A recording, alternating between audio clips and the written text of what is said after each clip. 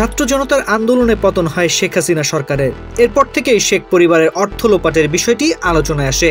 হাসিনা পুত্র সজীব ওয়াজেদ জয় ও ভাগ্নে টিউলিপ সিদ্দিকের মালয়েশিয়ার ব্যাংকের মাধ্যমে রূপপুর পারমাণবিক বিদ্যুৎ কেন্দ্র থেকে 60,000 কোটি টাকা লোপাটের অভিযোগ অনুসন্ধানে দুদকের নিষ্ক্রিয়তা কেন অবৈধ ঘোষণা করা হবে না তা জানতে চেয়ে রুল জারি করেছেন হাইকোর্ট। 15 ডিসেম্বর বিচারপতি ফাহমিদা কাদের ও বিচারপতি মুবিনা আসাফের হাইকোর্ট বেঞ্চ এ রুল জারি করেন। ইডেন বে কক্সবাজার সমুদ্র সৈকতের উপর নিজেদের একটি ঠিকানা। মাত্র 5 লাখ টাকায় আপনিও হয়ে যেতে পারেন এই হোটেলের মালিক।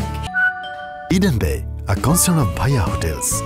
এই অর্থ লোপাটের অভিযোগ অনুসন্ধানের নির্দেশনা চেয়ে হাইকোর্টের রিট দায়ের করেন জাতীয়তাবাদী গণতান্ত্রিক আন্দোলনের চেয়ারম্যান ববি হাজ্জাজ।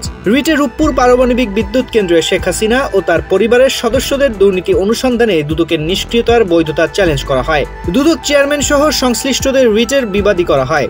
গত 19 আগস্ট রূপপুর পারমাণবিক বিদ্যুৎ কেন্দ্রে শেখ হাসিনা পরিবারের দুর্নীতি নিয়ে বিভিন্ন পত্রিকায় প্রকাশিত সংবাদ যুক্ত করে হাইকোর্টে রিট করা হয়।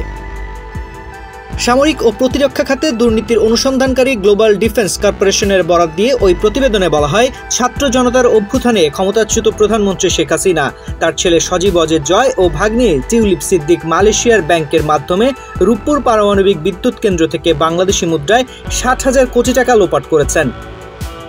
রিট আবেদনে বিদ্যুৎ, জ্বালানি ও খনিজ সম্পদ মন্ত্রণালয়ের সচিব, বিজ্ঞান ও প্রযুক্তি সচিব, স্বরাষ্ট্র সচিব, পরমাণু শক্তি কমিশনের চেয়ারম্যান, দুর্নীতি দমন কমিশনের chairman, nuclear power plant company Bangladesh লিমিটেডের এমডি, রূপপুর নিউক্লিয়ার পাওয়ার প্ল্যান্টের project director Sheikh Hasina, Sajeeb Wazed Joy, tulip Siddique ও তারিক আহমেদ সিদ্দিক সহ সংশ্লিষ্টদের বিবাদী করা হয়েছে।